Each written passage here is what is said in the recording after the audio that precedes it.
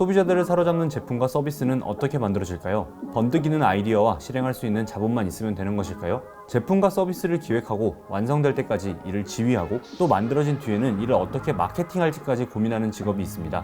바로 프로덕트 매니저입니다. 애플의 아이폰, 아마존의 프라임 서비스, 메타의 페이스북처럼 빅테크 기업들의 주력 서비스와 제품의 탄생 역시 이런 프로덕트 매니저가 있기에 가능했다고 하는데요. 성공한 테크 기업의 필수 조건이라고 할 수 있는 프로덕트 매니저의 세계에 대해서 알아봅니다. 여러분, PM이라는 말 들어보셨나요? 굳이 테크 회사, 스타트업이 아니더라도 일반 회사에서도 많이들 쓰는 단어인데요. 이때 보통 PM이라고 하면 프로젝트 매니저, 즉 프로젝트 담당자를 지칭하는 경우가 많습니다. 특정 프로젝트를 계획부터 실행까지 지휘하고 총괄하고 그런 역할인데요. 보통 일선 회사의 팀장들이 맡는 역할이죠. 하지만 오늘 얘기할 PM은 조금 다릅니다. 바로 프로덕트 매니저입니다. 프로덕트 매니저는 고객, 시장, 트렌드, 사업 모델을 비롯한 상품이나 서비스와 관련된 다양한 영역을 리딩하는 사람입니다.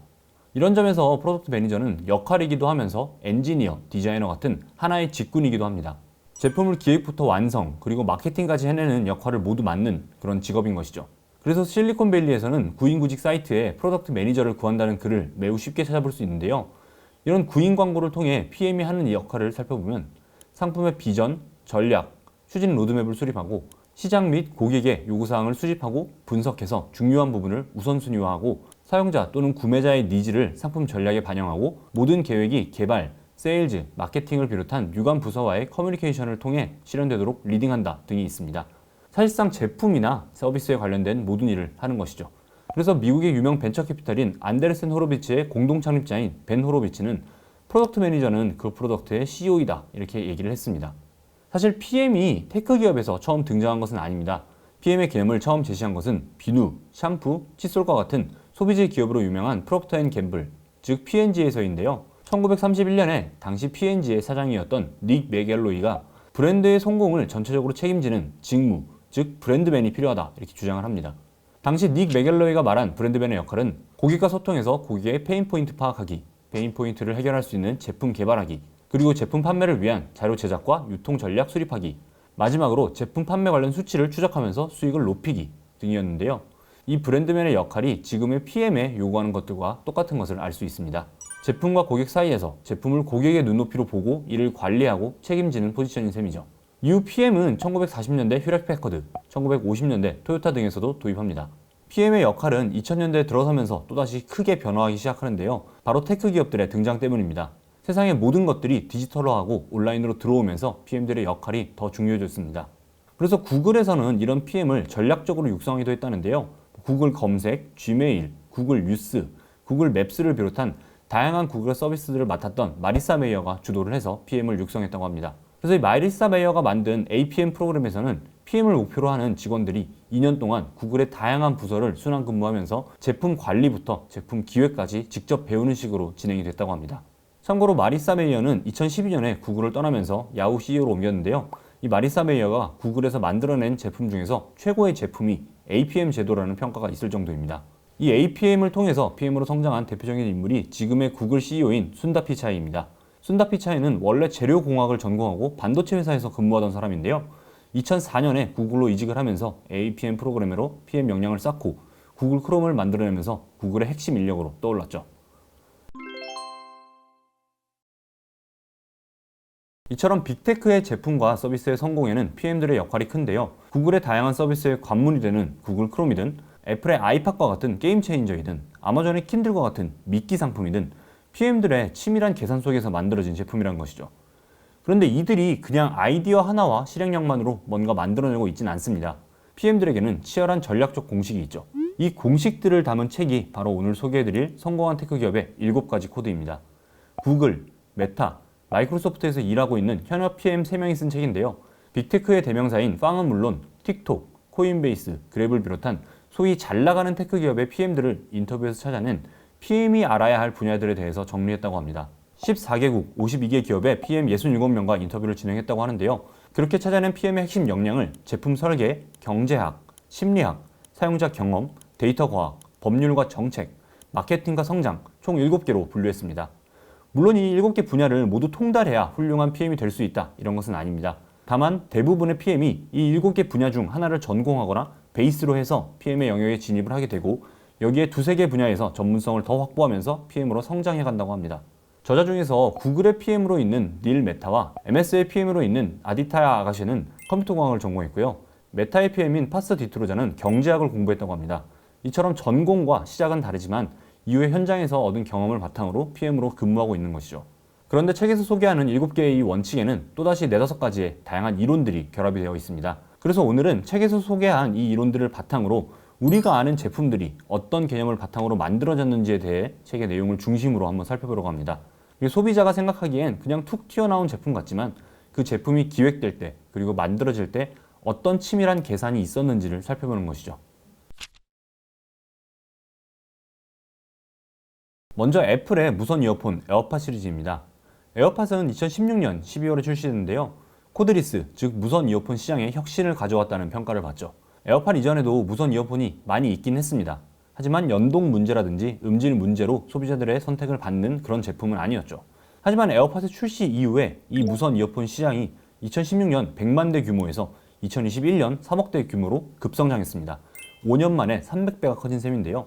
애플은 이렇게 시장을 키우면서 거의 30%가 넘는 압도적인 시장 점유율을 가지고 가고 있습니다. 특히 2019년에는 에어팟의 상위 버전인 에어팟 프로를 출시하면서 인기몰이를 했는데요. 부가세를 제외하고 249달러, 하나로는 30만 원에 달하는 금액인데도 매 분기 1000만 대가 넘게 팔려나가고 있을 정도입니다.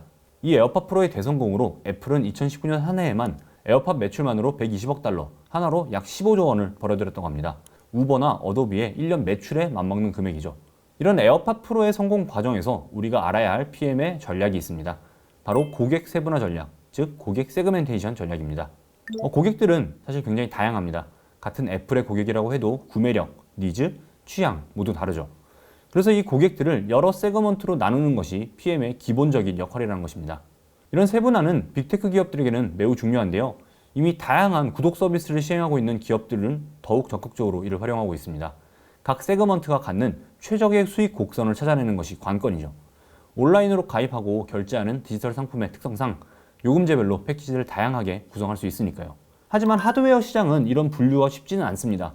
제품별로 스펙을 다르게 생산하는 비용 문제도 있고요. 세그먼트를 너무 촘촘히 나눠두게 되면 신제품이 나왔을 때 기존 제품과의 충돌 문제도 있습니다.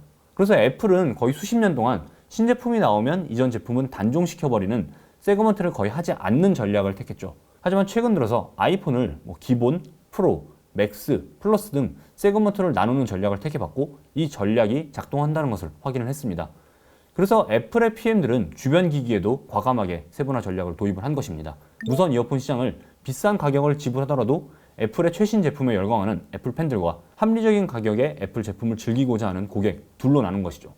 그래서 에어팟 프로를 통해서는 애플의 고성능 제품이라면 기꺼이 돈을 지불하는 애플의 팬들에게서는 더 많은 수익을 거두게 됐고요. 기존의 에어팟은 유지를 해서 애플의 제품은 쓰고 싶지만 좀 가격에 민감한 소비자들 역시 이탈하지 않고 애플의 고객으로 남겨둘 수 있게 됐습니다. 이번에는 아마존의 전자책 단말기 킨들 시리즈입니다. 킨들은 2011년 출시될 때부터 원가도 못 건지는 기계로 유명했는데요. 당시나 지금이나 기사들을 읽어보면 원가는 207달러인데 판매 가격은 199달러라는 내용들을 쉽게 찾아볼 수 있습니다. 지금은 10세대 제품을 팔고 있는데 여전히 아마존을 대표하는 전자기기이긴 하지만 수익은 별로 나지 않습니다. 그럼 아마존의 PM들은 왜 킨들을 이 가격에 팔고 있을까요? 바로 PM들이 알아야 할 또 다른 전략인 고객 경제학 때문입니다. 개별 고객이 제품이나 서비스를 이용하는 동안에 벌어들인 전체 이익에 주목하는 개념이죠. 이 고객 경제학의 핵심 지표는 고객 획득 비용, 즉 CAC와 고객 생애 가치, LTV입니다. CAC는 제품이나 서비스를 구매할 신규 고객 한 명을 확보하는 데 필요한 마케팅비와 영업비의 평균값을 말합니다. 100만 원짜리 마케팅을 해서 신규 고객 100명이 유입되면 CAC는 1만 원인 셈이죠. 이때 CAC를 최대한 낮추는 것이 잘된 마케팅이라고 할 수가 있겠죠. 100만 원짜리 마케팅을 해서 신규 고객이 200명 유입되면 CAC는 5천 원으로 내려가는 것이니까요. 다음으로 LTV는 한 고객이 제품이나 서비스를 이용하는 동안에 그 고객을 통해 벌어들일 것으로 예상되는 금전적 가치의 총액을 말합니다. 넷플릭스를 예로 들자면 고객들이 평균적으로 60개월, 즉 5년의 멤버십을 유지한다고 생각하면 월 12,000원짜리 요금제를 기준으로 평균 LTV는 72만 원이 되겠죠. 일반적으로 빅테크의 PM들은 LTV 대 CAC의 비율이 3대1 이상이 되는 것을 이상적으로 생각한다고 하는데요. 그러니까 마케팅에 들인 비용의 3배 이상의 수익을 내야 한다는 것이죠. 그래서 많은 기업들이 CAC를 낮추고 LTV는 높이는 데 집중을 하고 있습니다. 좀 그런 점에서 아마존의 킨들은 참 걱정되는 디바이스죠. CAC의 관점에서 봤을 때 킨들 고객이 하나 늘어날 때마다 오히려 손실을 보고 있으니까요. 아마존 사이트 한복판에 킨들 광고까지 하고 있다는 것을 고려를 하면 CAC가 어마어마하게 높을 것입니다.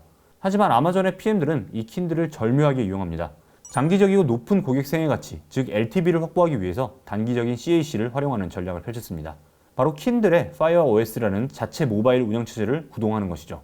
킨들에서 책을 사려면 아마존 앱스토어와 서비스를 이용을 해야 되고 아마존이 제공하는 각종 서비스가 킨들의 정중앙에 배치가 되어 있습니다. 그래서 일단 킨들을 사면 무조건 아마존 생태계에 빠져들게 되는 것이죠. 자연스럽게 아마존 고객들의 LTV를 더 높일 수 있게 되는 것입니다. 고객들을 더 오래 붙잡아두고 더 많은 지출을 유도해서 CAC가 올라가는 것을 상쇄할 만큼 LTV를 더 높여버리는 전략을 구사한 것이죠. 이런 전략을 저렴한 가격에 면도기를 팔고 소모품인 면도날을 고가에 판매하는 면도기 면도날 전략이라고도 하는데요.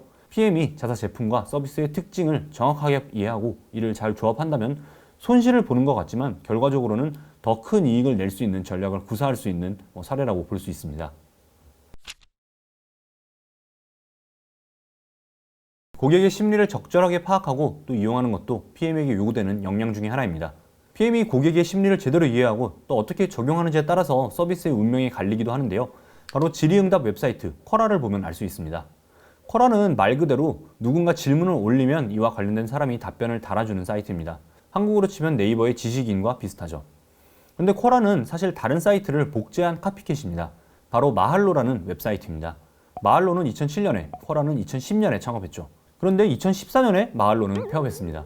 하지만 쿼라는 승승장구하면서 지난해에는 기업 가치를 18억 달러로 평가받고 80만 달러의 투자를 받았죠. 월 이용자 수도 3억 명을 넘겼습니다. 둘의 차이는 무엇일까요? 바로 보상의 차이입니다. 마할로는 적절한 답변을 달고 그 답변이 채택되면 답변자에게 보상으로 돈을 지급하는 서비스였습니다. 전문가들이 돈을 벌어갈 수 있는 시스템으로 답변의 퀄리티를 높이겠다는 전략이었죠. 쿼라는 이런 현금 보상 대신에 인터넷 평판을 도입했습니다. 프로필을 실명으로 노출하는 것을 원칙으로 하고 채택되는 답변이 많아질수록 전문가로 인정을 받는 그런 시스템입니다. 그리고 이 명성이 페이스북이나 트위터 같은 다른 SNS로도 연결될 수 있는 장치들을 마련을 했죠. 얼핏 보기에는 경제적 인센티브가 있는 마할로가 더 잘 될 것 같지만 결과는 정반대였습니다. 쿼라의 PM들은 경제적 인센티브를 뛰어넘는 동기부여를 선택했습니다. 현금 보상으로 전문성을 가진 사람들을 지속적으로 모으는 데는 한계가 있다고 본 것이죠. 대신에 쿼라 커뮤니티에 기여하고 자신의 명성을 인터넷에 쌓는 일에 흥미를 느끼는, 이를 통해 사람들로부터 인정과 존경을 받고 싶어하는 심리를 간파해서 성공을 거둔 것입니다. 좀 더 구체적으로 보면 사람들이 뭔가 하기 싫은 일, 또 귀찮은 일을 할 때 동기가 되는 것은 크게 두 가지라고 합니다. 외적 동기와 내적 동기인데요. 외적 동기는 돈과 같이 눈에 보이는 것이고 내적 동기는 명예, 보람, 사회 규범과 같은 무형의 것들이죠. 당연히 외적 동기가 내적 동기보다는 초반에는 강력합니다. 하지만 돈을 받고 답변을 달다가 그 금액이 줄어들거나 만족스럽지 않으면 사람들은 아예 플랫폼을 떠나버리게 되죠. 반면에 쿼라의 PM들은 내적 동기가 잘 발현되고 지속적으로 쌓이도록 설계만 하면 전문가들이 이 커뮤니티에서 더욱 충성할 것이라는 걸 파악을 하고 이를 적절하게 적용한 것이죠. 마지막으로는 최근 PM들 사이에 각광받는 스킬 중 하나인 게이미피케이션, 즉 게임화에 대해서도 알아보겠습니다. 이 역시 고객 심리를 활용하는 전략 중에 하나입니다. 게이미피케이션은 말 그대로 제품이나 서비스에 게임적인 요소를 결합하는 기술인데요. 이런 게이미피케이션은 많은 이용자들이 손쉽게 그리고 동시에 접속할 수 있는 테크 기업의 서비스나 제품에서 강력한 힘을 발휘합니다. 또 대표적인 사례가 미국의 주식 투자 앱 로빈후드입니다.